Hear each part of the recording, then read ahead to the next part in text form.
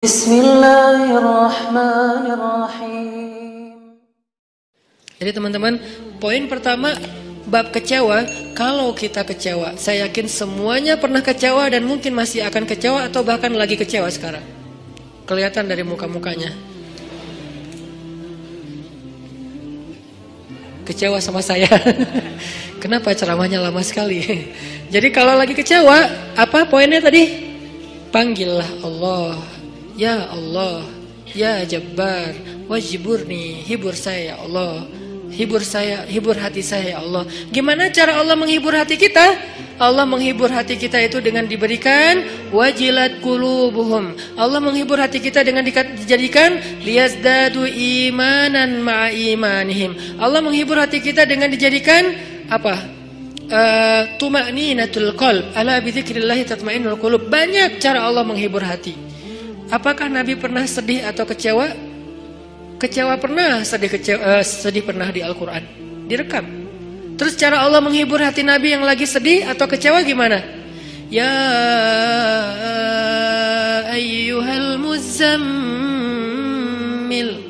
qumil laila illa qalila nisfahu awil qus minhu qalila أو زد عليه ورتل القرآن ترتيلا إن ناشئة الليل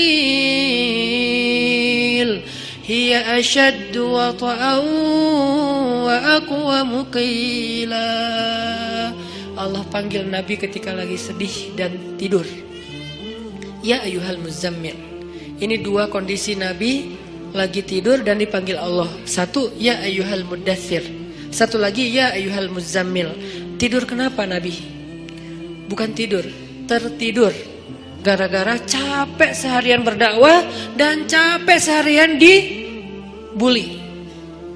Dibully di mana-mana, pergi ke pasar, dibully di pasar, pergi ke tempat pertemuan, dibully di tempat pertemuan, pergi di sepanjang jalan, dibully di sepanjang jalan, pergi ke rumah keluarga besarnya, ke tetangganya, ke pamannya, ke sepupunya, dibully oleh tetangga dan keluarga besarnya. Kemanapun beliau pergi, beliau dibully, dihina, dicela seharian dari pagi.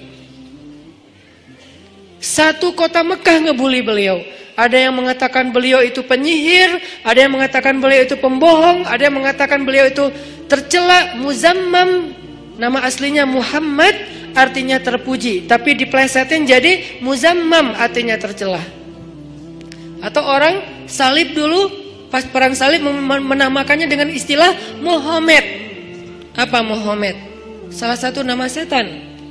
Jadi dipanggil Muhammad, dipanggil Muzammam, dipanggil sahir, dipanggil majnun, orang gila, dan banyak lagi yang nggak direkam secara diksi oleh Al-Quran, karena emang Al-Quran ini memilih banget diksinya. Tapi secara simbolik Al-Quran nunjukin bahwa inilah celaan-celaan yang diterima Nabi berhari-hari dari pagi sampai malam. Pulang malam-malam ngomong ke Khadijah, Khadijah zammiluni, zammiluni, Khadijah selimuti aku, selimuti aku. Khadijah pengertian, diselimuti Rasulullah, diusap-usap kepala Rasulullah. Tenang Rasulullah, tenang ya Rasulullah, la tahzan ya Rasulullah, Allah gak akan ninggalin kamu, Allah tuh sayang sama kamu ya Khadijah. Tapi di tubuh Rasulullah tuh banyak lemparan, bekas lemparan, dibersihin sama Khadijah. Setelah Khadijah wafat, nanti yang menggantikannya Fatimah yang bersihin bekas-bekas lemparan orang. Ada yang lemparin kotoran, ada yang lemparin barang benda-benda keras sehingga melukai Nabi, dibersihin sama Khadijah. Udah capek, Nabi tertidur. Udah beres urusan, dihibur oleh Khadijah. Begitu sampai waktu yang hening, Khadijah udah tertidur, penduduk seluruh bumi udah tertidur. Allah memanggil kekasihnya, ya ayyuhal muzammil, wahai orang yang berselimut. Itu panggilannya lembut. Jadi kita kalau baca surah Al-Muzammil jangan ya, enggak gitu. Allah manggilnya enggak gitu, kaget atau orang lagi tidur ya. Nah, ayatnya aja lagi berselimut, manggilnya teriak-teriak. Jangan, itu namanya prank. Itu bukan tilawah, itu ngeprank. Makanya jangan tilawah sambil ngeprank. Ya ayyuhal muzammil, wahai orang yang berselimut, Qumil laila illa qalila. Di situ kelihatan Allah tuh pengertian banget. Qumil lail illa qalila. Bentar aja, nggak usah lama-lama. Kenapa? Karena begitu Nabi berdiri sholat, disitulah Allah akan menghibur hati Nabi. Kalau kita belum bisa terhibur dengan sholat tahajud atau minimal dengan sholat 5 waktu, berarti hati kita berpenyakit. Fi qulubihim marad. Dan itu harus kita obatin. Obatnya apa? Obatnya istighfar. Kalau orang banyak dosa, belum bertaubat, belum beristighfar kepada Allah, dia susah minta dihibur oleh Allah. Dan terus nanti dia kayak nuduh Allah gak menghibur dia, padahal Allah udah sering menghibur dia, cuman gak berasa di hatinya. Karena hiburan Allah itu hanya bisa dirasakan oleh orang-orang yang hatinya bersih. Dan cara membersihkan hati itu tazkiyatul nufus atau tazkiyatul qulub, tathhirul qulub adalah dengan salah satunya istighfar. Perbanyak istighfar supaya begitu nanti kita ada masalah, kalau kita nanti lagi disakitin, kalau kita lagi kecewa dan sedih, kita bilang wajiburni ya Jabbar, wajiburni ya Jabbar. Allah hibur kerasa kita lagi dihibur oleh Allah. Kan enak ya, kalau apa yang Allah perlakukan kepada kita tuh kita kayak ngerasa, itu enak tuh. Daripada Allah udah habis-habisan ngehibur kita, kita nggak ngerasa. Ibarat Allah udah ngirim kita japrian, nggak dibaca-baca sama kita. Terus nanti kita tuduh, lu kok nggak empati banget sih sama gue lagi sedih-sedihnya, gue curhat nggak dibalas-balas. Udah dibalas, nggak ada, lu aja nggak baca. Oh ya ada, banyak ternyata. Artinya nggak dibuka sama kita kan? Kenapa nggak dibuka? Mungkin pulsa kita habis, mungkin handphone kita error, mungkin apa dan segala macam kemungkinan. Nah gitu juga dengan Allah. Wa idza sa'alaka ibadi anni fa inni qarib. Qarib itu kalau lebih dekatnya namanya akrab. Akrab. Qarib, karib. Sahabah qarib, sahabat karib.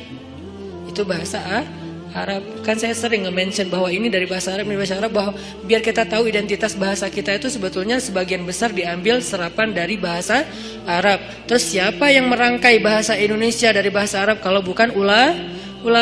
Jadi nggak bisa dilepaskan antara ulama dengan Indonesia, antara ulama dengan kebangsaan, antara ulama dengan nasionalisme. Toh bahasa nasional kita dibentuk oleh ulama.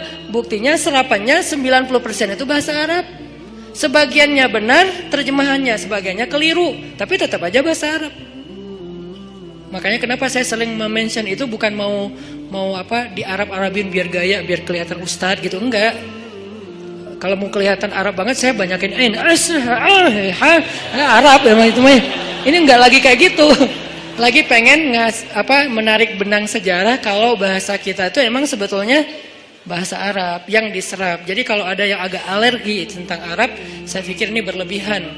Kita nggak alergi terhadap ras, mau Arab kayak, mau Eropa kayak, mau Afrika, mau apa, ya kan itu semuanya takdir Allah kan. Emang kita bisa minta diciptain sebagai orang apa? Nggak bisa kan? Ya Allah saya pengen diciptain sebagai orang apa ya enaknya. Ini deh orang Rusia, tinggi, putih, rambutnya pirang. Ya Allah saya pengen diciptakan sebagai orang Afrika. Kenapa? Biar tawadu. Enggak gitu juga sih. Jadi kita nggak bisa request gitu kan ya. Dan orang Afrika pun sebetulnya sekarang kan jadi keren ya. Orang kulit hitam keren nggak sih? Berasa sekufu, segolongan. Kalau orang kulit hitam didiskriminasikan nggak keren, kasihan atuh. Kan kulit hitam juga sekarang jadi favorit. Bahkan banyak orang yang pengen menghitamkan kulitnya.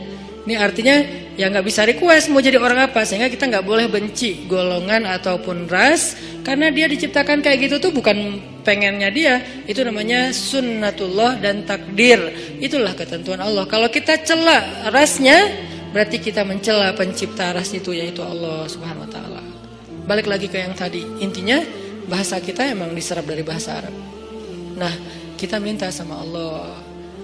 Kata Allah, inni qarib, aku dekat sama kamu.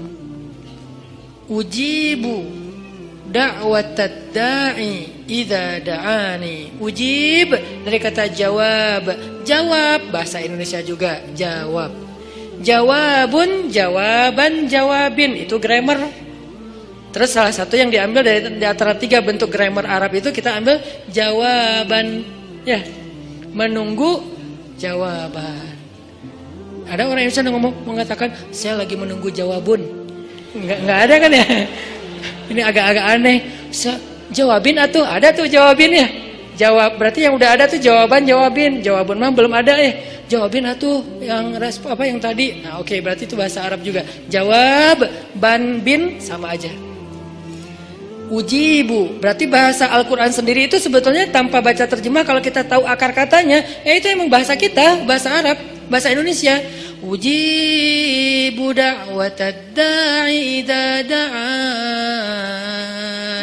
Aku mengijabah, menjawab dakwah. Dakwah itu panggilan. Ujibu da'watad da'i idza da'an.